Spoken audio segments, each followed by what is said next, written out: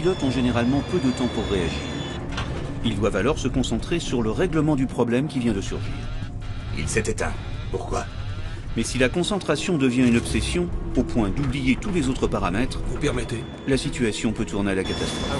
J'étais très curieux de savoir comment un pilote aussi expérimenté avait pu survoler l'aéroport aussi longtemps, par beau temps, sans réussir à poser son avion correctement. Ok, lance un Médée. Voici une histoire qui, de par ses conséquences, a largement contribué à améliorer la sécurité aérienne.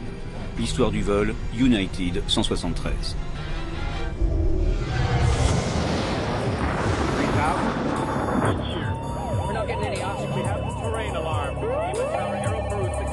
We are in an emergency.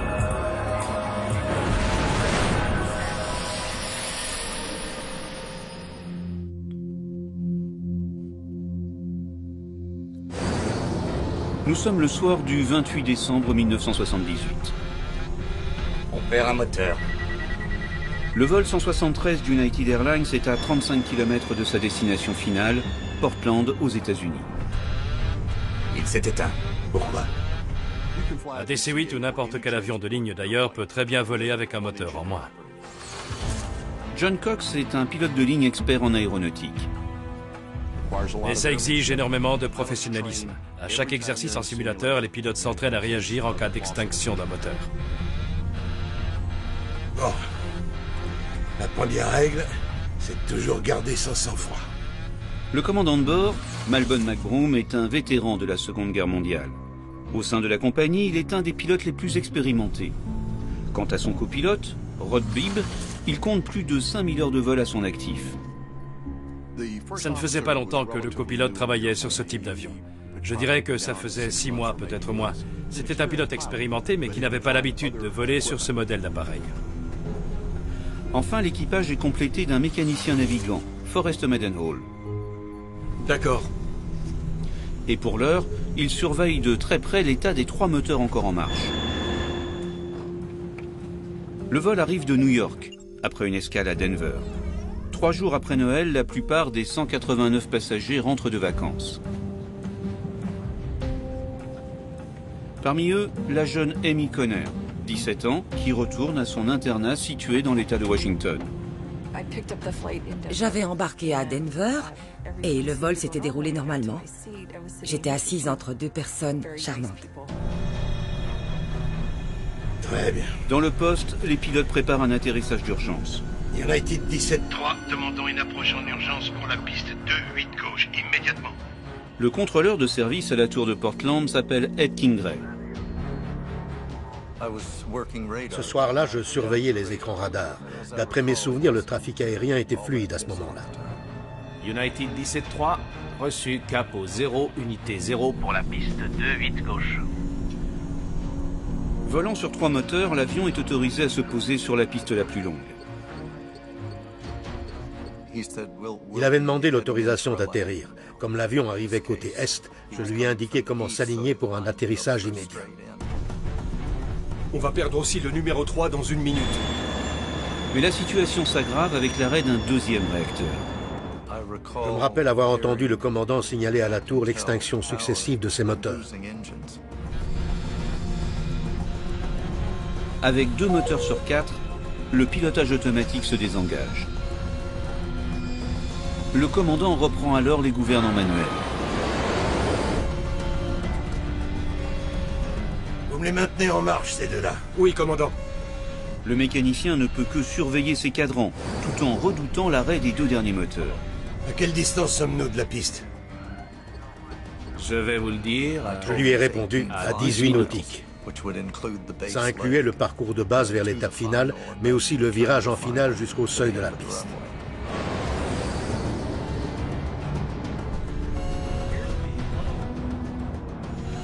On perd le 1 et le 2. À cet instant, le DC-8 se transforme en planeur géant. Dans la cabine, les lumières se sont éteintes. On a tout de suite compris qu'il se passait quelque chose d'anormal. Sans moteur, seules les batteries de secours alimentent les instruments essentiels au pilotage.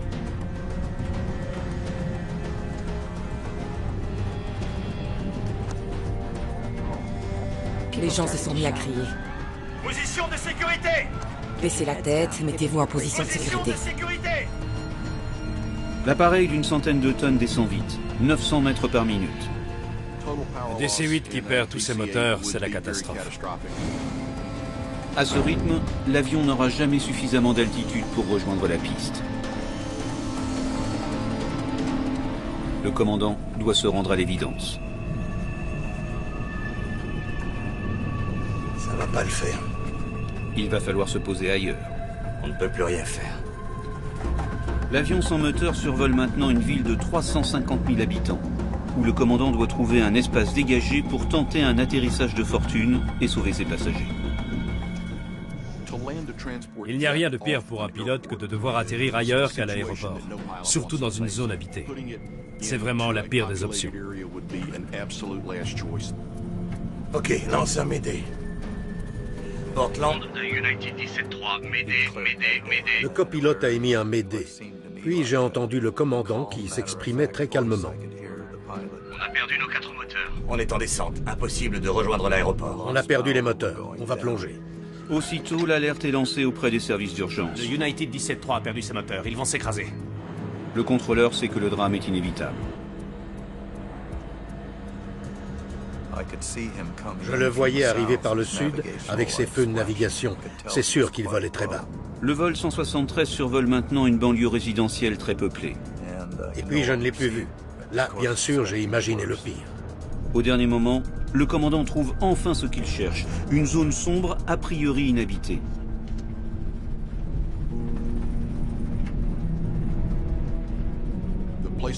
L'idée, c'est de trouver une zone sans bâtiment, la plus dégagée possible. Il est évident qu'un avion de plus d'une tonne qui se pose à près de 140 nœuds, c'est-à-dire à plus de 250 km/h, fait énormément de dégâts au sol.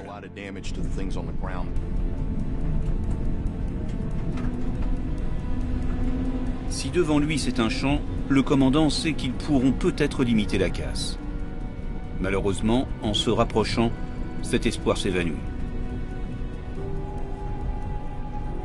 On n'y arrivera pas. En réalité, toute la zone est boisée.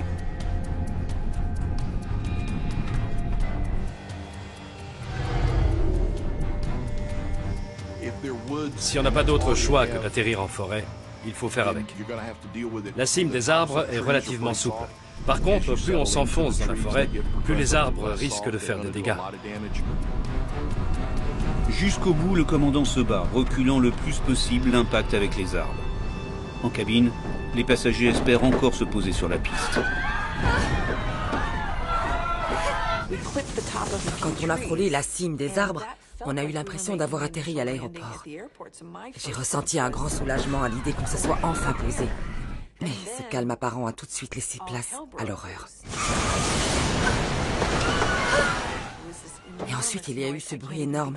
Je ne peux même pas le décrire. C'est physique. On pouvait le ressentir dans ses os.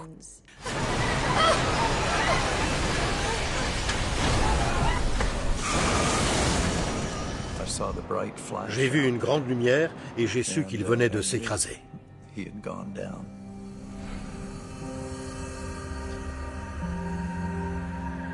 L'avion a tracé un long sillage de 500 mètres à travers les arbres.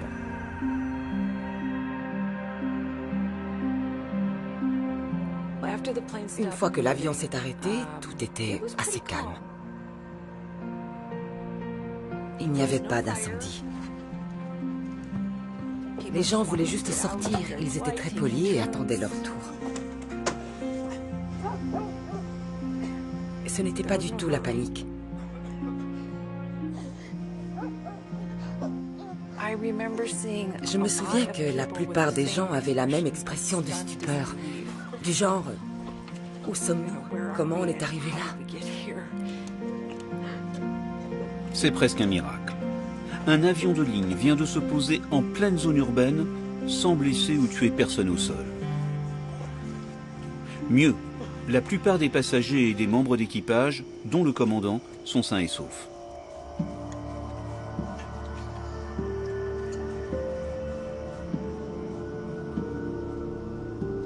Le commandant n'a jamais perdu le contrôle de l'appareil, et ça, c'est extrêmement positif.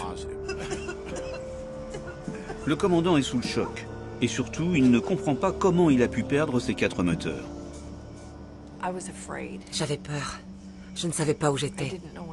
Je n'avais que 17 ans.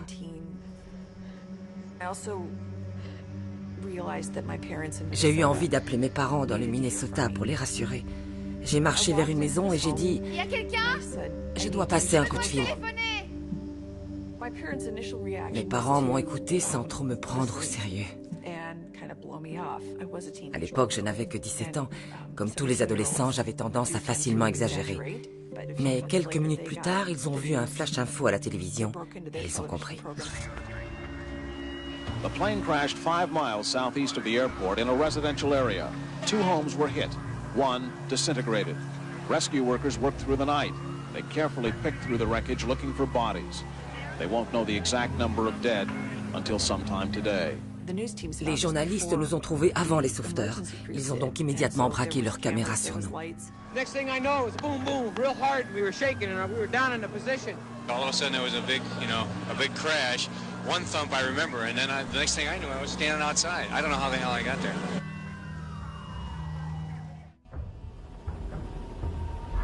Dès le lendemain, les enquêteurs du Bureau national de la sécurité des transports américains sont sur place.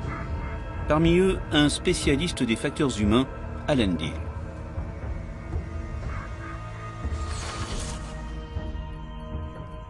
On avait besoin de réunir le plus d'éléments possible sur l'épave, comme prendre des photos, des mesures précises, etc. C'est très important de procéder comme ça. Premier constat, le pire a été évité de justesse. Comment diable ont-ils fait pour les éviter? Le commandant McBroom a réussi un exploit en posant son avion dans un parc boisé en plein centre de Portland.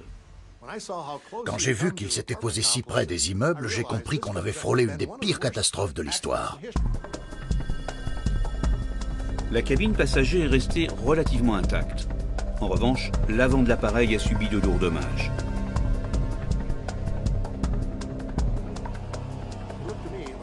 C'est comme si l'avant de l'avion avait été épluché comme une banane au fur et à mesure qu'il s'enfonçait dans les bois. J'avais du mal à croire qu'il y avait autant de survivants. Malheureusement, on dénombre malgré tout 10 morts, 8 passagers et 2 membres d'équipage. Le mécanicien navigant et le chef de cabine n'ont pas survécu.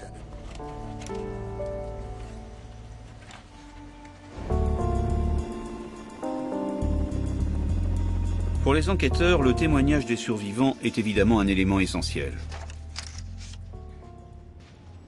À quel moment avez-vous remarqué qu'il se passait quelque chose d'anormal? Ils apprennent ainsi que, plus d'1 heure avant le crash, un énorme bruit a retenti en plein vol. On a entendu un grand boom et l'avion tout entier s'est mis à trembler. On se sentait ballotté. Qu'est-ce que c'était?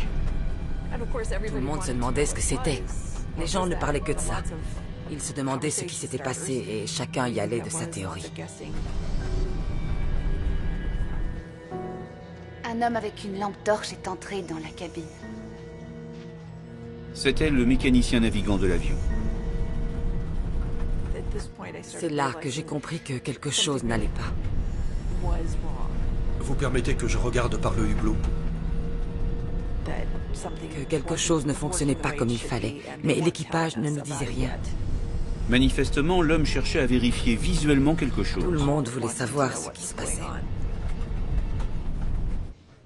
Puis le commandant a fait une annonce.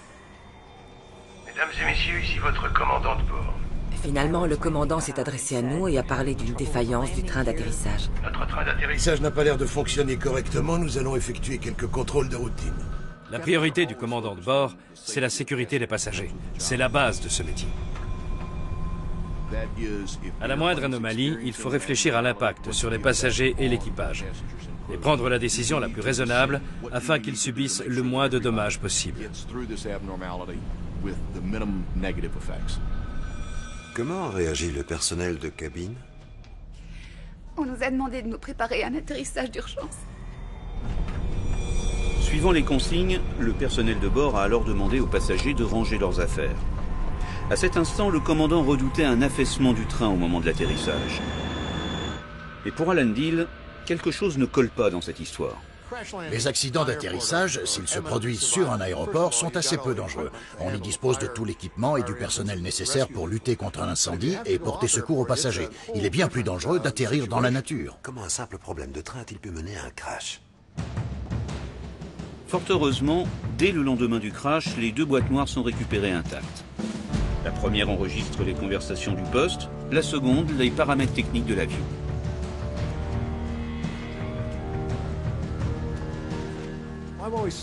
L'enregistreur de données de vol fournit la chronologie des événements, mais il est primordial d'écouter attentivement les conversations dans le cockpit. C'est comme ça que l'on comprend pourquoi les choses se sont passées ainsi. L'analyse des 2 boîtes noires est confiée au laboratoire du NTSB à Washington.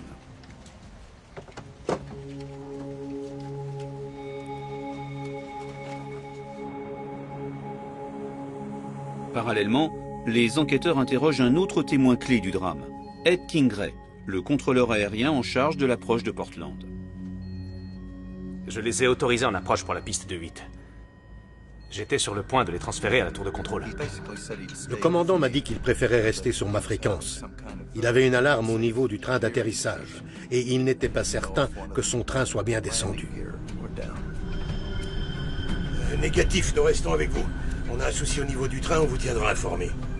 Le commandant a donc décidé volontairement de retarder son atterrissage. United 17-3, virez à gauche, cap unité 00. Je vous mets en circuit d'attente. Le contrôleur l'a alors autorisé à rester sur le circuit d'attente au-dessus de la banlieue résidentielle de Portland.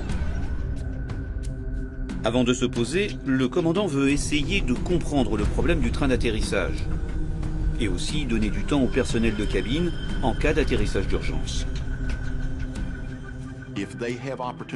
Plus le personnel de cabine a le temps de préparer les passagers en leur expliquant où sont les issues, mieux se déroule l'évacuation.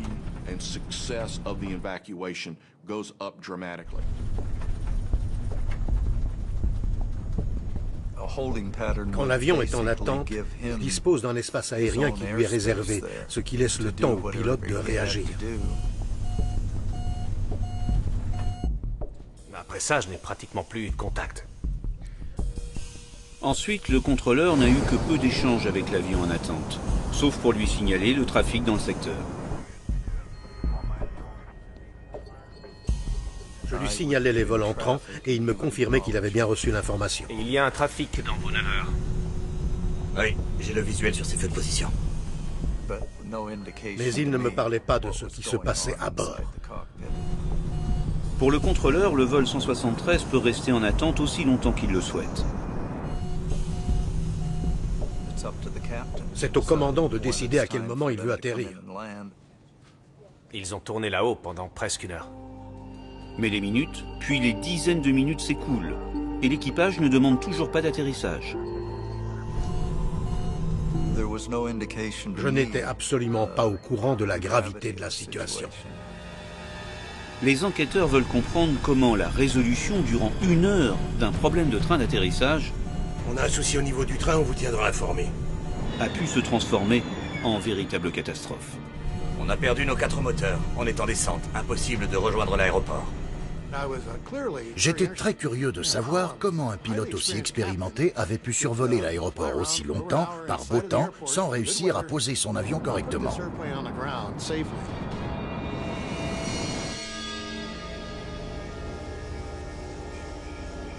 Le train d'atterrissage droit de l'appareil est retrouvé parmi les débris.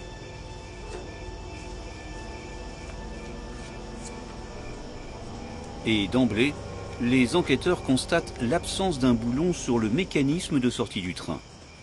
Ça pourrait l'expliquer. Le train d'atterrissage serait donc sorti accidentellement en plein vol. Si le train est effectivement sorti en vol, il est normal que tout le monde à bord l'ait senti. Qu'est-ce que c'était? En sortant, le train a certainement fait un grand bruit métallique quand il s'est déverrouillé. Ce bruit a probablement résonné dans tout l'avion. À cause d'un boulon rouillé, le mécanisme d'extension du train n'a pas fonctionné. C'est pour cela qu'il est sorti si violemment. A priori, c'est l'origine du bruit étrange entendu par les passagers 1 heure avant l'accident. Mais ceci n'explique pas l'arrêt des 4 moteurs.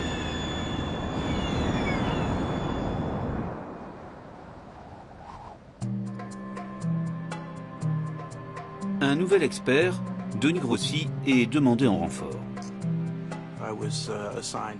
On m'a attribué le poste d'ingénieur chargé des performances. Il s'agissait de regrouper toutes les informations disponibles afin d'analyser les performances de l'appareil. Durant l'heure d'attente, les pilotes ont eu le temps de discuter de l'incident. L'enquêteur compte beaucoup sur l'écoute des conversations. Ok, allons-y. L'enregistrement débute 30 minutes avant l'accident. À ce moment-là, l'avion est déjà en attente. Mesdames et messieurs, ici votre commandant de bord. À l'époque, le support d'enregistrement était une bande magnétique sans fin. Et toutes les 30 minutes, un nouvel enregistrement venait effacer l'ancien.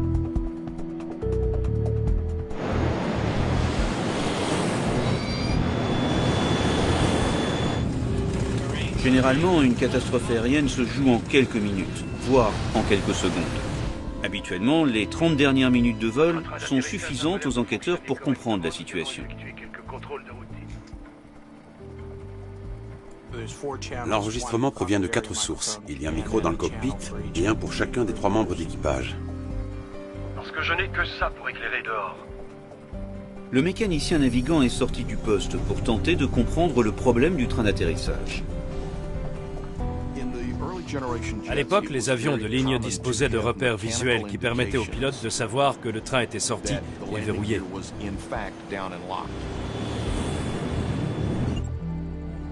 Quand le train était descendu, un petit cylindre émergeait de l'aile, confirmant que tout était bien en place. Le commandant a demandé à son mécanicien d'aller vérifier la présence de ce repère mécanique afin de lui confirmer la position du train. Il suffisait de regarder par le hublot situé face à l'aile. Vous permettez que je regarde par le hublot?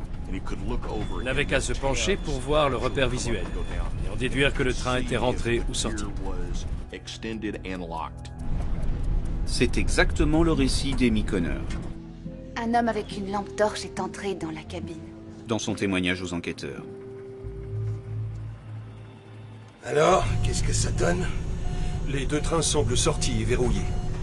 Mais malgré la confirmation visuelle du mécanicien, le commandant demeure inquiet. Si le train était réellement verrouillé, les voyants verts sur son tableau de bord devraient cesser de clignoter. J'ai peur que le train se replie au moment de l'atterrissage. Dans le cockpit, les voyants lumineux censés confirmer à l'équipage le bon verrouillage du train se sont mis à clignoter. Une défaillance du train d'atterrissage est un accident rare. Et bien que spectaculaire, il entraîne, d'après les statistiques, peu de conséquences physiques pour les passagers. En 2008, un Boeing 777 de British Airways en provenance de Pékin s'est posé sans moteur à l'aéroport de Londres. L'avion a été en partie détruit, mais personne à bord n'a été blessé.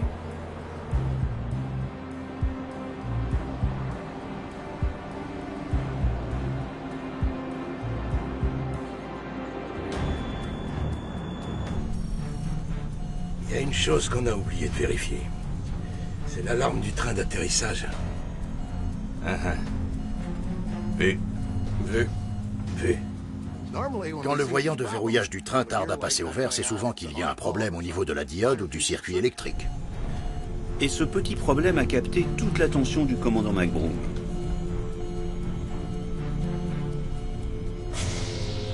Du coup, qu'est-ce qu'on fait? Et la suite de l'enregistrement expose clairement aux enquêteurs la raison pour laquelle les moteurs se sont arrêtés. On perd un moteur. Il s'est éteint. Pourquoi? Carburant. La réponse du copilote est catégorique et logique. Après plus d'1 heure d'attente, le vol 173 a brûlé tout son carburant. L'avion s'est alors retrouvé en panne sèche. Il a demandé à son copilote l'origine du problème. Ce dernier lui a répondu, le manque de carburant. Carburant. Ça revient à dire, c'est ce qu'on essaie de vous dire depuis un bon moment. Ouvrez l'interconnexion des réservoirs. Les robinets d'interconnexion doivent être ouverts dans un ordre précis afin que les réservoirs encore pleins alimentent un ou plusieurs moteurs. À bord d'un DC-8, c'est au mécanicien navigant de s'en charger. Interconnexion en cours. Mais la confusion s'installe. Les pilotes ne sont même pas d'accord sur la quantité de carburant restant. On a au moins une demi-tonne. Ça m'étonnerait qu'on les ait. Une seule chose est sûre, ils n'ont plus suffisamment de carburant. On perd un moteur. Il s'est éteint. Pour tourner, un moteur a besoin de plusieurs choses, et notamment de carburant. Vous avez ouvert l'interconnexion? À la perte du premier moteur, le commandant réagit pour éviter de perdre ses 3 autres moteurs. C'est en cours. J'ouvre lequel en premier? Bon sang, mais ouvrez les deux, que les moteurs puissent tourner. Sur le DC-8, chaque réacteur dispose de son propre réservoir. En ouvrant les vannes, le kérosène peut alimenter les moteurs selon le principe des vases communicants. Le réservoir numéro 2 est vide. Malheureusement, l'action arrive trop On tard. va perdre aussi le numéro 3 dans 1 minute. Les uns après les autres, les réacteurs s'éteignent. Et l'avion se transforme en planeur. Ok, lance un m'aider.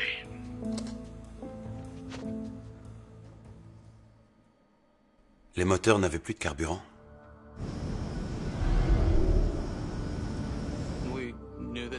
Quand on a appris que l'avion avait épuisé ses réserves de carburant, on s'est tout de suite demandé comment ça avait été possible. S'agissait-il d'une défaillance mécanique ou, comme les enquêteurs commencent à le suspecter, d'une erreur humaine? C'était une défaillance humaine ou c'était un problème technique? Le commandant McBroom connaît forcément la réponse. Je voulais arriver en approche avec le plus de carburant possible. Vous me les maintenez en marche, ces deux-là. Entendu sur son lit d'hôpital, le commandant livre sa version des faits.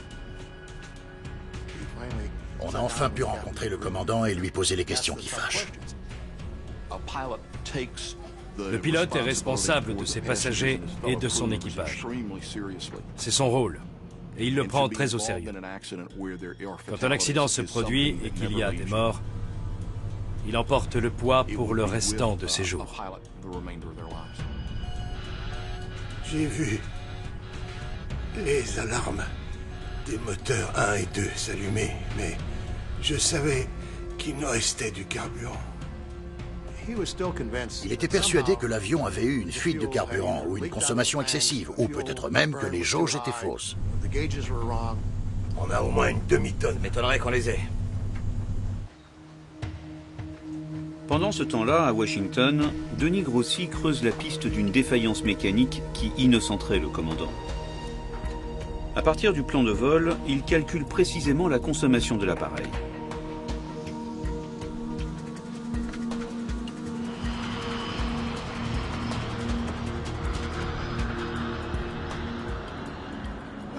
Un DC-8 consomme quelque chose comme 6 tonnes de carburant à l'heure. Je me suis demandé si l'avion avait consommé plus. Auquel cas, il devrait trouver une trace de cette surconsommation dans les paramètres enregistrés par la boîte noire. Quand les moteurs consomment trop de carburant, c'est généralement le signe d'une anomalie mécanique à bord. Mais l'étude approfondie des paramètres ne révèle aucune consommation excessive et indique une quantité suffisante de carburant pour rejoindre Portland. La consommation est tout à fait normale. J'en ai conclu que les performances de l'avion avaient été normales et qu'aucune anomalie n'était à signaler au niveau de la consommation de kérosène. Interconnexion en cours. Les enquêteurs sont presque incrédules. Comment un équipage si expérimenté a-t-il pu oublier de vérifier ses réserves de carburant au point de tomber en panne sèche alors que l'aéroport était en vue? Denis Grossi se pose une dernière question. Les jauges de carburant ont-elles pu être défaillantes? De nouveau, il étudie les discussions dans le poste, et notamment celles concernant les réserves de carburant. Les jauges de carburant ne sont pas toujours extrêmement précises. C'est pour ça qu'il était important de comparer la quantité de carburant à bord aux indications que les jauges donnaient à l'équipage.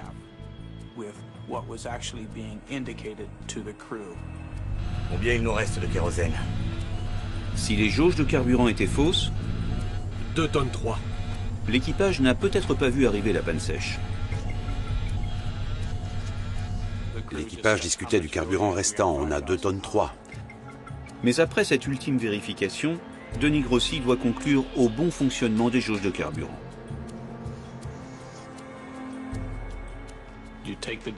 J'ai pris les données que j'ai croisées avec le facteur temporel. J'en ai déduit la quantité de kérosène qu'il leur restait. Les chiffres annoncés par le mécanicien navigant 2 tonnes 3. étaient parfaitement corrects. 2 tonnes 3. C'est exact. Les jauges carburant étaient donc hors de cause. Le mécanicien a annoncé qu'il restait 2 tonnes 3. Cela correspond à la consommation de carburant de l'avion. Les enquêteurs en sont maintenant convaincus. Le système d'alimentation en kérosène était en parfait état de marche. Alarme pompe à carburant. Pire, après 35 minutes de vol en circuit d'attente, les premières alarmes carburant se sont allumées sur le tableau de bord du mécanicien. Alors c'est bien ça. Les alarmes des pompes clignotent. Quand les voyants des pompes s'allument, ça veut dire qu'elles pompent de l'air, parce qu'il n'y a plus assez de carburant en réserve. Il était urgent de se poser. Mais le commandant ne prend toujours pas la décision d'atterrir. En tant que pilote, je n'ai jamais volé dans un avion qui dispose d'aussi peu de kérosène. Si ça m'arrivait, je serais extrêmement inquiet. La réaction du commandant est difficilement compréhensible. Je dirais qu'il nous reste un quart d'heure. Le mécanicien de bord lui a répondu « Mais commandant, dans 15 minutes, on risque d'avoir épuisé toutes nos réserves. » C'est vraiment juste. Dans 15 minutes, on risque d'avoir épuisé toutes nos réserves.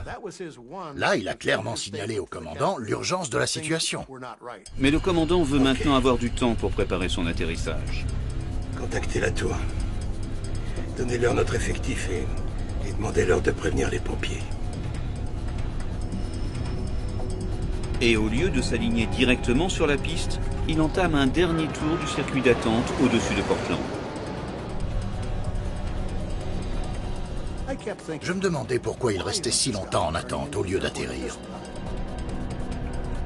L'avion survole la ville depuis maintenant plus de 40 minutes. La piste est à 15 minutes de vol. À cet instant, le carburant restant ne représente que 14 minutes de consommation. L'accident est d'ores et déjà inévitable. On a perdu nos 4 moteurs. On est en descente. Impossible de rejoindre l'aéroport. Pour les enquêteurs, c'est clair, la responsabilité du commandant est engagée. Ça n'aurait pas dû arriver. Ce qu'ils ne comprennent pas, c'est pourquoi le pilote a ignoré tous les signaux d'alerte. Il n'y a eu ni catastrophe surnaturelle, ni défaillance mécanique majeure.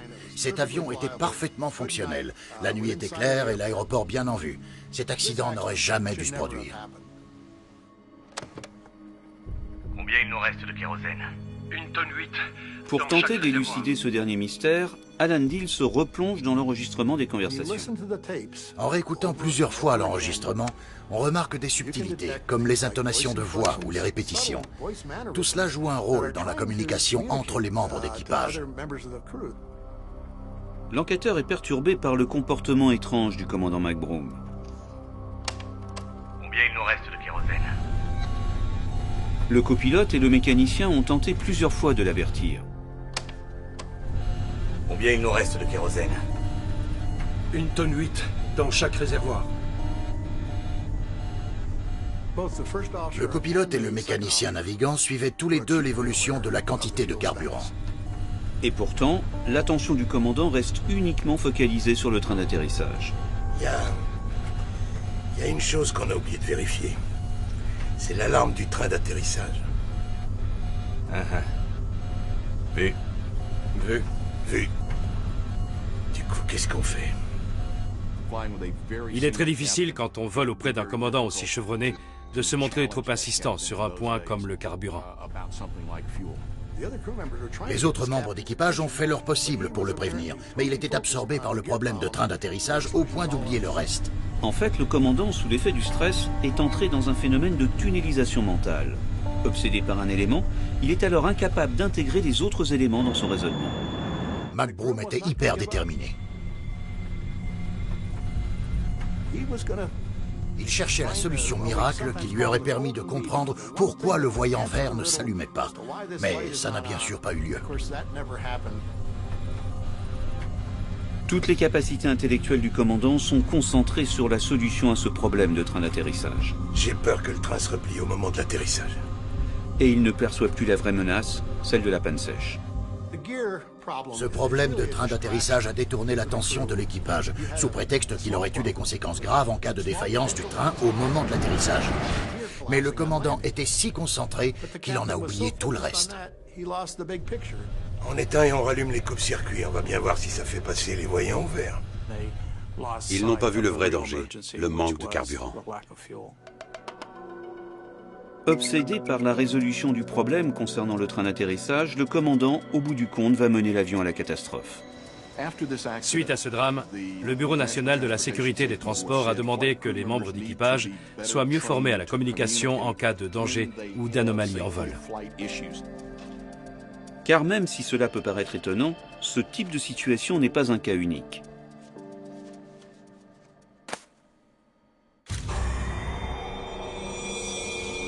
La preuve, un autre DC-8 s'est écrasé un an plus tôt dans des conditions quasiment similaires.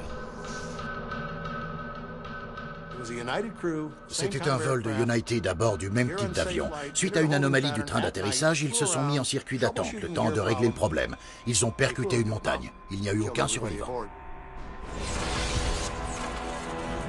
Dans les années 70, l'absence de discussion entre les pilotes a généré bon nombre d'accidents.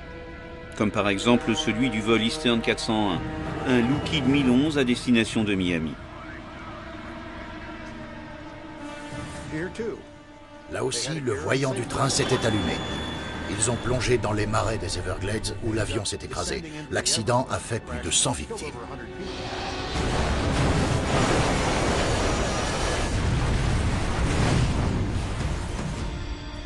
La catastrophe la plus meurtrière de l'histoire de l'aviation s'est déroulée en 1977 à Tenerife. À son origine, principalement une mauvaise communication dans le cockpit. Bilan, 583 victimes. Dans tous ces drames, on retrouvait le même schéma, c'est-à-dire des membres d'équipage qui avaient du mal à attirer l'attention de leur commandant et à lui faire rectifier la situation.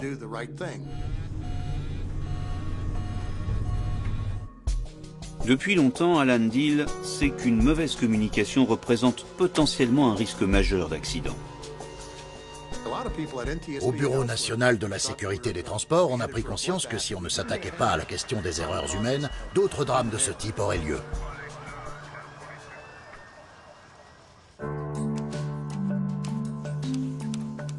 À la fin des années 70, la NASA a travaillé sur ce problème et a développé les premiers programmes de formation des équipages aux facteurs humains. En gros, il s'agit d'apprendre aux pilotes à communiquer entre eux et à agir de concert au-delà des simples rapports hiérarchiques. C'est un programme qui aide les équipages à mieux se coordonner et à prendre des décisions collectives. Les commandants apprennent à mieux écouter, tandis que les coéquipiers apprennent à s'exprimer plus fermement, dans le respect de leurs supérieurs. Les recommandations d'Alan Diehl en faveur d'une telle formation sont finalement adoptées par l'administration fédérale américaine, qui les impose à toutes les compagnies. Ce fut un changement majeur dans le monde aérien. Aux États-Unis, United Airlines fut la première compagnie à développer en interne cette gestion des facteurs humains dans le poste de pilotage. Marc Champion est le directeur de la formation des équipages chez United. La formation de gestion des ressources de l'équipage part du principe que personne dans le cockpit n'est capable à lui seul d'identifier les menaces potentielles. C'est en travaillant ensemble que les membres d'équipage peuvent reconnaître et gérer les risques qui se présentent lorsqu'un avion est en vol. Exemple concret, Sherry Rutledge, pilote Là, chez j'ai du mal à United, maintenir ma vitesse. 2000 pieds. suit au simulateur Je vais en une parler au formation aux personnel de facteurs bord. humains. Vous avez les commandes. J'ai les commandes. Dans cet exercice, elle se retrouve avec son commandant de bord dans une situation d'urgence.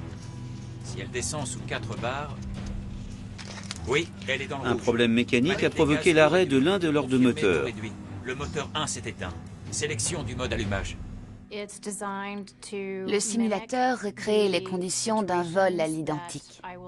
Vous confirmez? Oui. Contrôle de United 1916.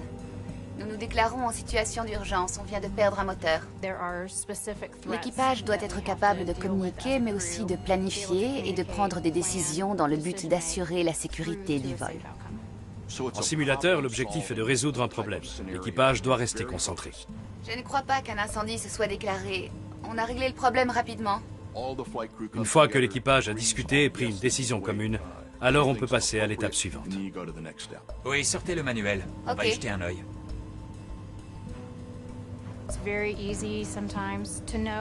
C'est facile d'avoir une opinion et de s'imaginer que ses coéquipiers ont la même.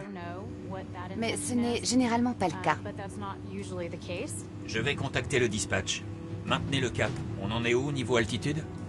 Ok, moteur 1, température... La règle est simple.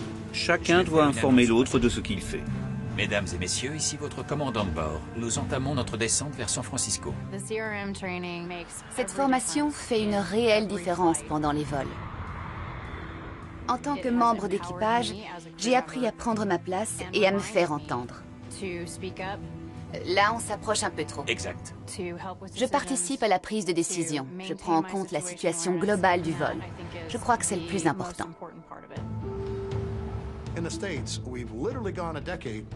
Aux États-Unis, 10 ans se sont écoulés sans qu'on ait la moindre victime à déplorer. D'après les experts, c'est en grande partie grâce aux formations de gestion des ressources de l'équipage. Si l'équipage du vol 173 avait reçu une telle formation, je dirais qu'il nous reste un quart d'heure. Le copilote et le mécanicien auraient peut-être réussi à se faire entendre. C'est vraiment juste. Dans 15 minutes, on risque d'avoir épuisé toutes nos réserves. Malheureusement, ce soir-là, ils ne se sont pas imposés, laissant le commandant persévérer dans son erreur. Ok, lance un Médée. Reconnu comme principal responsable de l'accident, le commandant McBroom est parti en retraite peu de temps après. Amy Connor l'a rencontré en 1998, 6 ans avant son décès.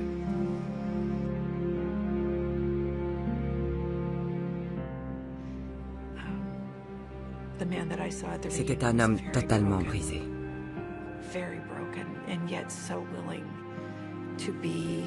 Pourtant, il avait tenu à être présent à nos côtés lors de notre réunion en hommage aux victimes. Contactez la tour, donnez-leur notre effectif et... Toute la colère que je ressentais contre lui a disparu à l'instant où je l'ai rencontré. J'ai compris qu'il avait sincèrement cru qu'il restait plus de carburant qu'il n'en avait en réalité. Et demandez-leur de prévenir les pompiers. Je l'ai souvent dit, les erreurs de pilotage ne sont que le symptôme d'un problème plus profond. La première règle, c'est de toujours garder son sang-froid. McBroom était un commandant de bord à l'ancienne. Cet accident n'est que la conséquence des dysfonctionnements de l'époque. On ne peut pas juger cet homme sans prendre en compte le contexte dans lequel il évoluait. Vous ne faites pas ce genre de choses délibérément. On n'y arrivera pas. C'était un homme détruit. Il a perdu sa licence de pilote, sa famille, sa vie entière s'est écroulée.